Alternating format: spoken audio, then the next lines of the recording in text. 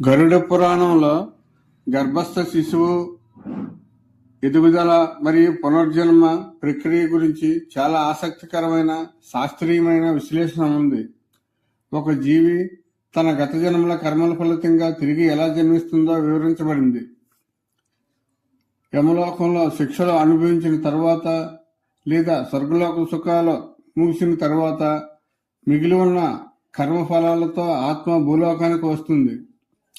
ఆత్మ ముందుగా మొక్కలు, ధాన్యం లేదా వర్షపు బిందువుల ద్వారా పురుషుని శరీరంలోకి చేరుతుంది.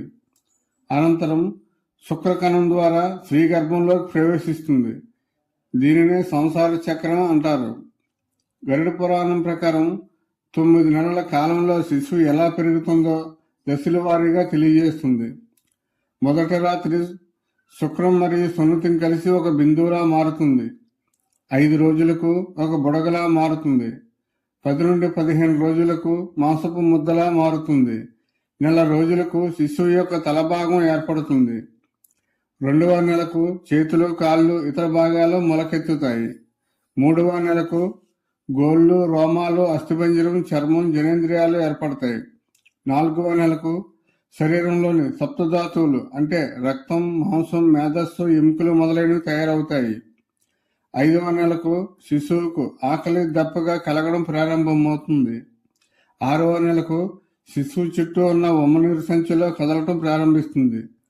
7వ నెల వచ్చేసరికి శిశువుకు పూర్తి జ్ఞానం కలుగుతుందని గరుడ పురాణంలో చెప్పబడింది. శిశువుకు గత జన్మలన్నీ గుర్తుకు తెచ్చుకుంటుంది. తాను చేసిన తప్పులను తలుచుకొని పశ్చాత్తాపడుతుంది. ఓ భగవంతుడా, నన్ను ఈ నరకం లాంటి గర్భవాసం నుండి బయటపడాయి. ఈసారి జన్మించిన తర్వాత నేను ఏ తప్పులు చేయను, నిన్నే స్మరిస్తాను అని ప్రార్థిస్తుంది. 9వ నెలలో ప్రసవ వాయువుల వల్ల శిశువు తలక్రిందులుగా మారి బయటకు వస్తుంది. శిశువు భూమి మీద పడగానే వైష్ణవమాయ అనే గాలి సోకుతుంది. దీనివల్ల శిశువు తన గత జన్మల జ్ఞాపకాలను, గర్భంలో దేవునికి చేసిన ప్రమాణాలను పూర్తిగా మర్చిపోతుంది. ఆ జ్ఞానాన్ని కోల్పోయి అందువల్లే శిశువు జన్మించగానే రోధిస్తుంది. అప్పటి నుండి మళ్ళీ లౌకిక బంధాలలో చిక్కుని కొత్త కర్మలను మొదలు పెడుతుంది.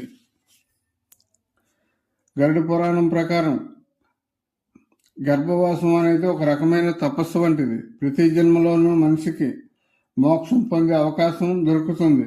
కానీ మాయ వల్ల మనిషి మళ్ళీ జన్మ మృత్యు చక్రంలో తిరుగుతూ ఉంటాడు.